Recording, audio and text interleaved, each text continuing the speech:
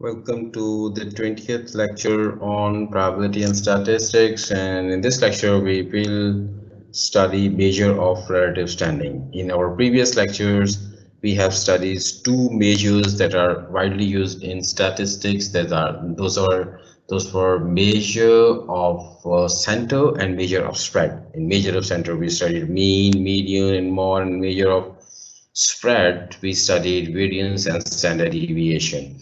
So before we finish this chapter number 2, we will study the last topic, measure of relative standing. This means your score, for example, relative to each other.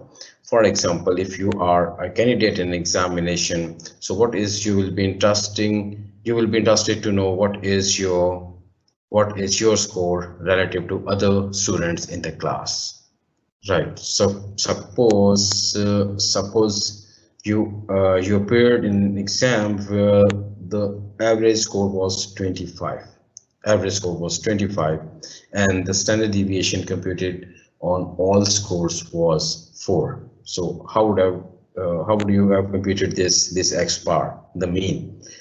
For example, the max score was 35, for example. So students would have obtained scores like this: 16, maybe 20, the max is 35, 34, 33.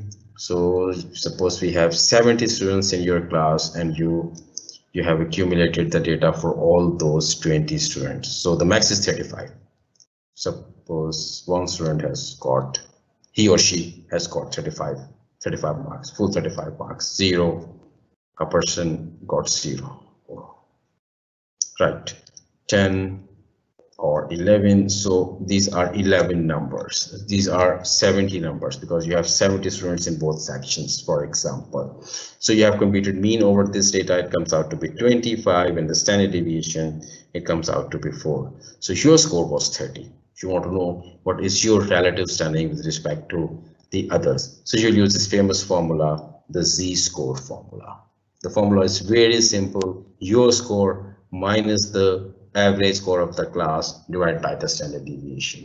This gives your relative standing. It's actually a distance between x, your score, and the mean score in the units of the standard deviation. You know, S is standard deviation. So what we are going to do is we will compute that for your score. You got 30.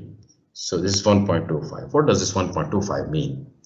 This means I am 0.25 standard deviation above the average class score. This means I'm a good student. I'm 0.25 standard deviation above the average student in my class of 70 students.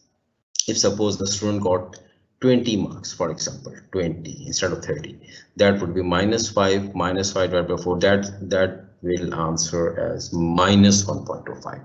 So this means this guy is 0.25 standard deviation below the average class. This means that student would be a below average student, but you don't worry, you are an above average student because you got 30. So let's erase it. So you are a good student, you got 30. So you are 0.25 standard deviation above the class. So this gives your relative standing with respect to the remaining class. So it's a good measure. We will use this measure at many different places in our lectures to come.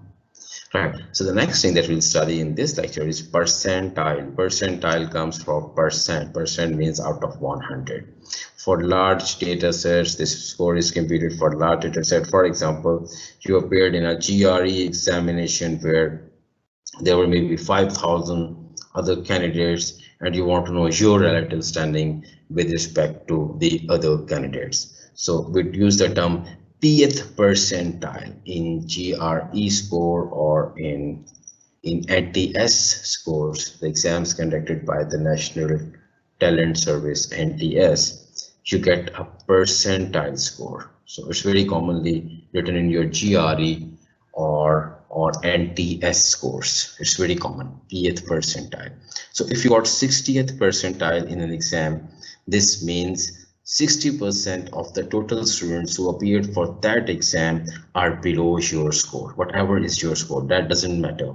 If you got 60th percentile, this means 60% students are below your score. If you got 50th percentile, this means 50% are below your score, 50% of the students are above your score.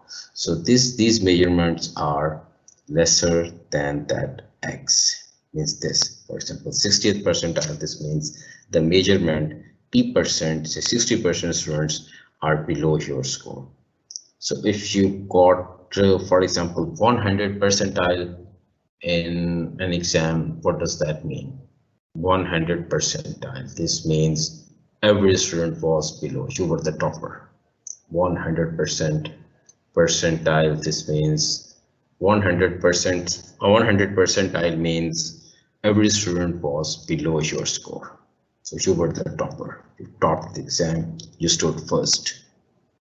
Right, so 50th percentile means this is the median, this is the median, the middle observation. 50% observations or measurements are below your measurement or below your score, and 50% are above yours. Right, so in the same connection, we will study two more terms, relative terms, that are quartiles, lower quartile and upper quartile. Lower quartile is 25th 25th percentile, and upper quartile is 75th percentile. This means, graphically speaking, lower quartile is called Q1, the upper quartile is called Q3, and where is Q2? Q2 is missing. Where is Q2? Median is Q2. Median is Q2. Right, so it's not missing. Median is Q2, 50th percentile. So suppose this is the mount shape data that we are working with.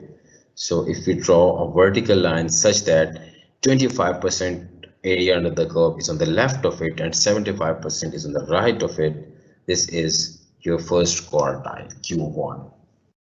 And if you draw a line in the middle of the curve, this is actually a relative frequency histogram curve. Then 50% of the area is to the left of it and the remaining 50% to the right of it. This is median, and median is also called Q2. This is the second quartile. Median is the second quartile. Q1, the lower quartile, is the first quartile. So what's the third quartile? The third quartile is a vertical line on the relative frequency histogram such that 75% area under the curve is to the left of it and the remaining 25% is to the right of it. Right, so now we have understood three quartiles, Q1, Q2, and Q3, and they divide your data in 4 parts, 1, 2, 3, 4. And the interesting thing is the area of the curve is 25% in each segment. In each of the 4 segments, you have 25% area of the curve, the total.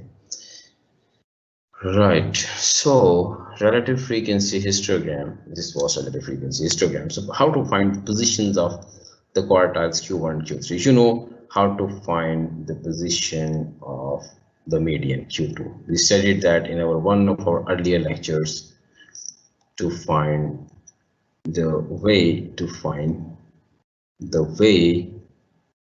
position of the median Q2. And if you remember, this is 0.5 times n plus 1. We studied that earlier in this chapter, the same chapter, chapter number 2. We studied earlier that the position of the median, the second quartile, which is also called the second quartile, is computed using 0.5 times n plus 1. So for Q1, this is 0.25, Q3 is 0.75. The n plus 1 remains the same. So let's move ahead and solve an example where we have 1, 2, 3, 4, 5, 6, 7, 8, 9, 10. 10 measurements in a sample. First, when you study median, you sort it. So we have to sort first. Let's sort these 10 numbers and we come up with this set. Right, to find position of Q1. Where to find position of Q1? What's the formula? This is the formula, 0.25 times n plus 1. Put that and put n is equal to 10 because we have 10 measurements. So it comes out to be 2.75. That's interesting. Position of Q2, it's not Q2. Q2 is the median. It's the third quartile, it's Q3. What's the formula to compute position of Q2? You know that. We have studied it earlier too. It's 0.5 times n plus 1. It's median. It's the position running. But this time we are going to compute the median, the position of the third quartile, 0.75 times n plus 1. Comes out to be 8.25. That's interesting too. So what we're going to do now is to find actually what Q1 is. So what should be Q1? It should be 2.75. This means the position is 2.75. This means it's between 2 and 3. That's obvious, between 2 and 3. But it's more towards 3. So it's more towards index 3. So how do you find that? It's not actually the middle. You cannot have a number that is between 2 and 3. Oh, this number is at index number 1, this is index number 2, and this is index number 3. So let's write them 1, 2, and 3. So we cannot just compute the middle of 8 and 9 and say this median. It's not like that. It would be if it would be 2.5, but it's 2.75. So this means it's more towards 9. It's more towards 9. So how would you do that? That would be 8 plus, so this is how we do it. 8 plus, and we take this fractional part, 0.75 times the difference of the numbers that we get at position number 3 minus the number we get at position number 2. So 9 minus 8, 0.75 the difference, and add that to 8 because it's more than 8, more than the number we get at position number 2, that is 8. So 8 plus 0.75 times 9 minus 8, it's 8.75. So it's more towards 9. It's more towards 9. It's not towards 8. It's more towards 9. The number at position number 3. So it's obvious. But this number 8.25, this position 8.25, this is position number 4. This is position number 5. Position 6. Position 7. Position 8. And this is position 9. So we're in search of a number that is at position 8.25. So this means that would be 18, more than 18, but will be between 18 and 20, but will be more towards 18, because this is 18, this is 8.25. So it should be more towards 18. It would be exactly in the middle if it would be 8.5. So how do we do that? You'll add 18 plus 20 minus 18,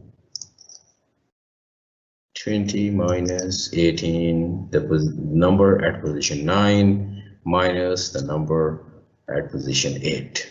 20 minus 18 times 0.25 and add 18 to it.